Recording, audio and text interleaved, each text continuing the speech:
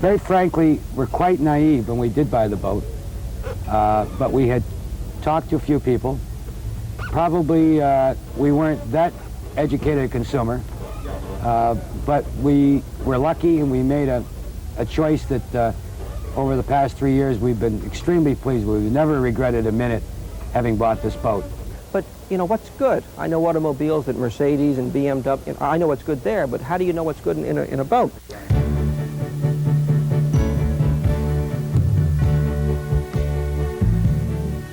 Buying a sailboat can be a confusing process. Choosing the right yacht hinges on countless considerations. The wrong choice can seriously impact the enjoyment, longevity, and safety of your investment. At Cape Dory Yachts, the philosophy of building yachts to a standard of value has proven itself time and again. Letters are received from owners worldwide, people who have sailed their boats in all kinds of conditions. Their enthusiasm on the speed and seaworthiness of their boats is testimony to the quality construction of proven Alberg designs. And then it turned out the more I learned, and then when I looked at a Cape Dory, everything I learned was in place. This boat sails beautifully, and it's fast. When you decide to purchase a yacht, there are many items that should be considered. Fin keel or full keel. Many builders claim their fin keel designs are racer cruisers. In designing a racing boat, one of the main criteria is to maximize the rating rules. Now, this doesn't mean the fastest boat, just one that will score the best ratings. These trends have led to fin-keeled boats with shallow lines. They're lightly built with a low wetted surface area. A proper cruising hull must be capable of carrying weight. Items such as food, fuel, and water add to the weight of the hull. With the shallow lines of a racer cruiser, any added weight will submerge the waterline.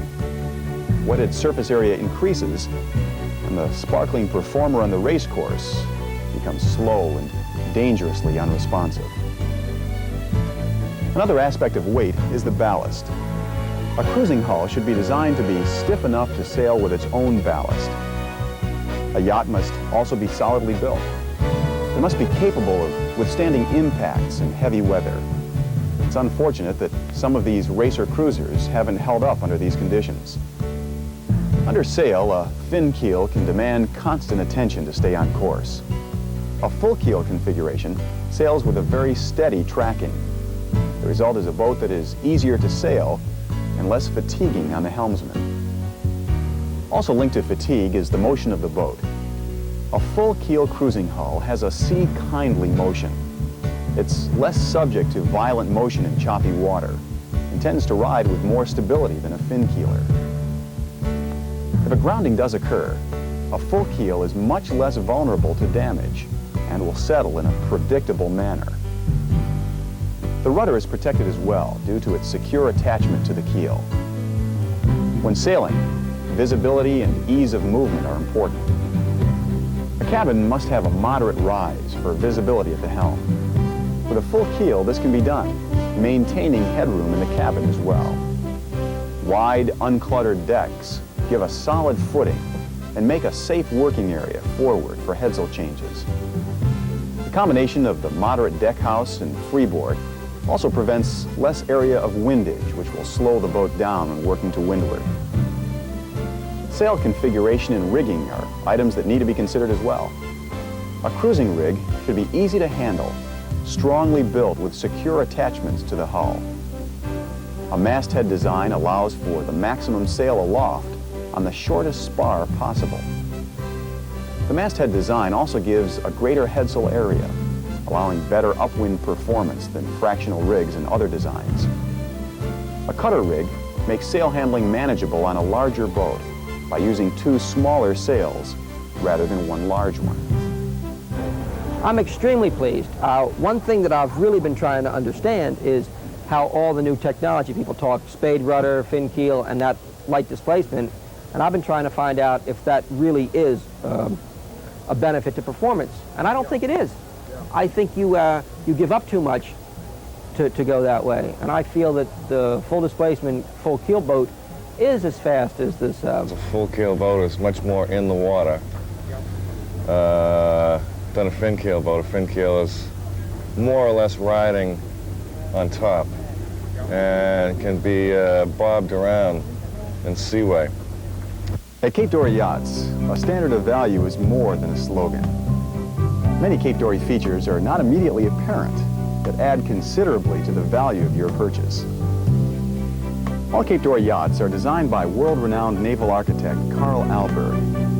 With a career spanning 60 years, today Mr. Alberg's knowledge and refinement of full-keel design is without peer. With over 10,000 sailboats produced from his thoroughbred designs, Alberg is unquestionably the finest designer of full-keeled yachts in the world. We've done PHRF racing up in Hingham Bay primarily, racing against primarily fin-keel boats, fin-keel designs, which are by rights supposed to be a faster vessel. Although I think we've proven that a full-keel proven design that's well sailed will hold its own.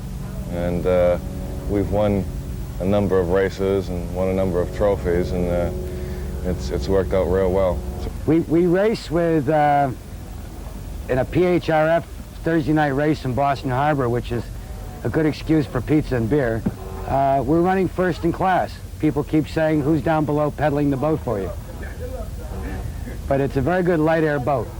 You know, boat for boat, you know, handicap aside, we have beaten on many occasions, even in light air, the fin-keel boats, and that's one of the that's one of the best parts, because they're not expecting a Cape Dory to beat them, particularly in light air, and then they start filling with their lines and figure out they're doing something wrong, and it's great. It's great. That's even better than winning sometimes. The story of Cape Dory is the story of its owner and president, Andrew C. Vavalotis. As a sailor and boat builder, Andrew's original goal was to build fiberglass sailboats to a consistently high quality that was not available at that time. Originally building sailing dories, today Cape Dory's modern production facilities produce an impressive variety of yachts from 18 to 45 feet. A company-wide commitment to enduring quality makes these yachts an outstanding value. Significant to the quality of each Cape Dory yacht is the way the company is organized. Cape Dory has its own full-time engineering department. This group is involved in all aspects of design and manufacture. They're responsible for all material and hardware selection. The quest for refinement is constant. It is here that materials are tested and used for their specific properties. Many features that today are taken for granted in boat building were originally designed by Cape Dory for their own use. The research continues today with testing of iso-resins and integral two-part premixed adhesives. Another department whose contribution is significant is the Quality Control Department. These people are on the production floor every day, tracing each yacht's progress. Rather than being a part of the production department, they report directly to the president. This removes them from the pressures of production schedule deadlines and allows them to act as an independent unit within the company. From initial hull lamination through to completion, from 300 to 1,600 fully documented inspections will be performed. Your assurance of a yacht made without compromise. Coupled with Cape Dory's innovative organization are the people of Cape Dory. From fabrication through to customer service, these people are highly motivated and proud of their accomplishments. The people of Cape Dory stand behind the statement, a standard of value. I would stay with the company. Solid boat, it works well. I haven't had any major problems. I think even if I did, it would be backed up. It's a small company, relatively speaking, and it's a one owner. You're not dealing with a large corporation and red tape, and you call them up and speak directly to the people that are in charge. It was interesting to see how they're put together. What I think that struck me was the fact that even with the skins off, what's buried underneath is the same level of quality as what's out front. The process of creating each hull is carefully controlled. From the Typhoon through to the 45-footer, all hulls are molded in one piece. This process eliminates the need to join two half hulls later in the production process and assures you of no weak link in your hull's integrity. All fiberglass is cut from patterns. This assures consistency and the proper amounts being placed exactly where they belong. An initial resin-rich layer of fiberglass further assists the waterproof integrity of the hull. The layers of fiberglass are laminated by hand to assure quality is maintained. Quality control also inspects each lamination. The finished hull thickness is equal to that of a typically larger boat. As important as thickness is the quality of the laminate and the materials used. Although invisible to see, Cape Dory uses high-grade resin, gel coat, and fiberglass. A solid, reliable hull means quality materials applied in a consistent, controlled environment. Once the hull lamination is complete, it's inspected again by quality control. To document that the proper glass-to-resin ratio has been used, through-hull cutouts are subjected to burnout tests. The burnout test gives very accurate documentation of the glass-to-resin ratio of each hull. After the hull is passed inspection, the cast lead ballast is fit into the open hull. By using lead, Cape Dory is able to place the ballast as low as possible. This gives the boat much greater stability under sail. Before final installation, the open keel is first filled with a flexible bedding compound. This method assures that the lead is totally encapsulated. Another benefit of the filler is that it's capable of absorbing impact in case of a grounding. Once quality control has approved the installation of the lead ballast, the entire top of the keel section is fiberglassed over. This creates a second bottom for the boat, which further ensures the watertight integrity of the hull. This is true even after the outer hull may have been severely damaged. Once glassed, the entire bilge section is then gel coated. This prevents water in the bilge from wicking through to the fiberglass hull and helps to keep the bilge clean as well. To keep the rudder from drifting in seas, the top of Cape Dory's rudder shafts are held in place with a stainless steel collar. The head of the rudder shaft is also keyed for emergency steering. For added support, the rudder shaft has an upper rudder bearing. The system is designed for safety and longevity. While the hull is still open, many of the mechanical parts are installed.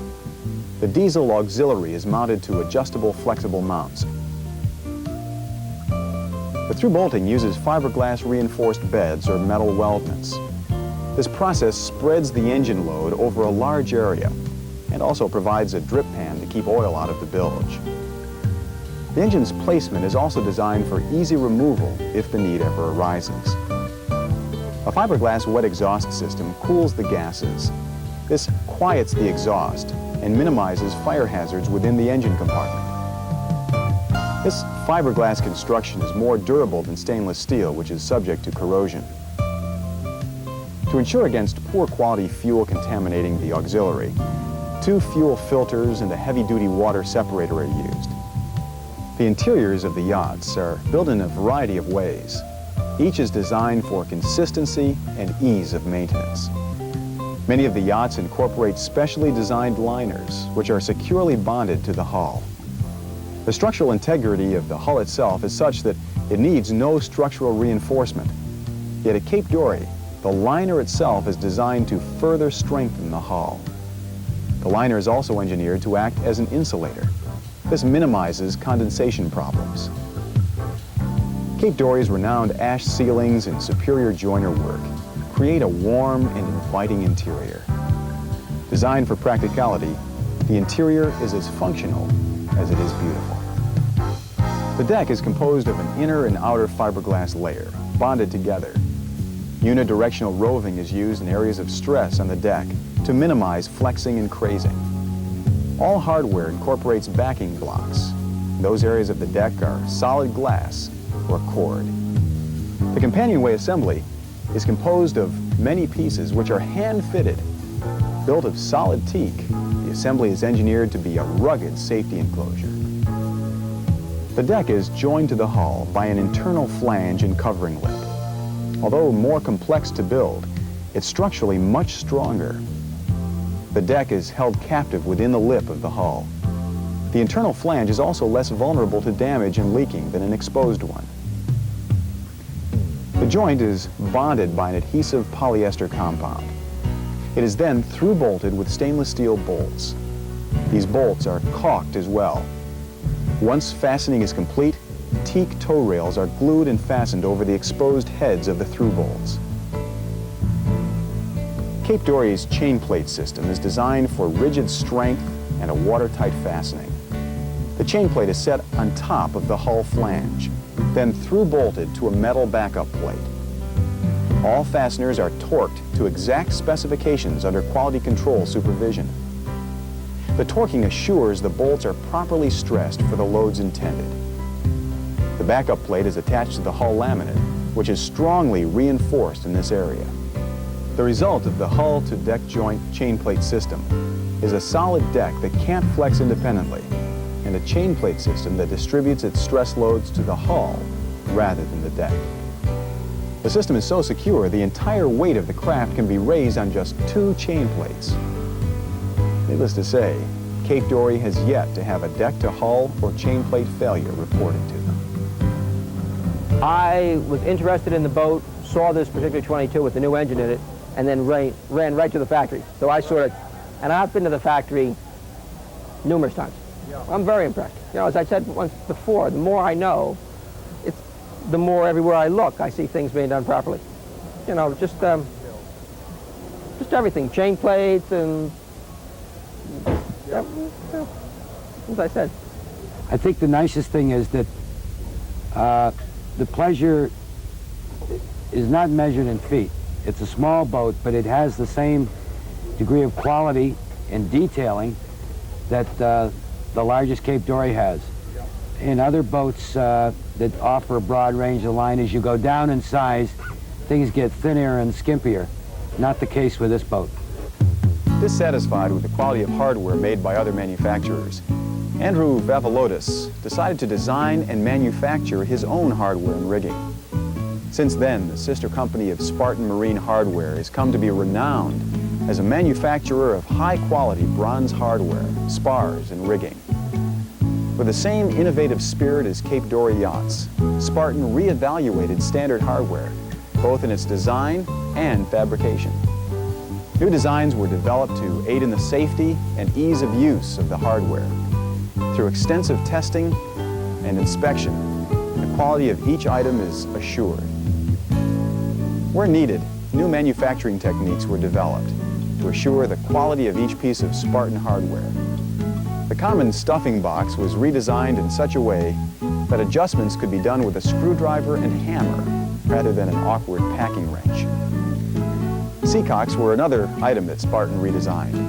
Knowing full well that these often ignored valves are critical to a boat staying afloat, Spartan developed a proper seagoing valve of durable bronze. Handles are an integral part of the design.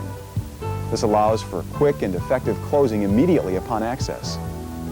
The spars and rigging are Cape Dory designed. All are anodized aluminum, the most maintenance-free finish available. Stainless steel rigging is the high-quality, never dull type and is larger in diameter than the standards call for. Innovative designs are standard at Spartan. Each piece of hardware is integral to the ease of use and value of a Cape Dory cruiser. And of course, the quality control group is there, from inspection of the locally cast bronze and aluminum fittings to the pressure and stress testing of components and their installation on the yachts. Cape Dory's innovative approach has led them to implementing a number of features that add to the value of each craft they build.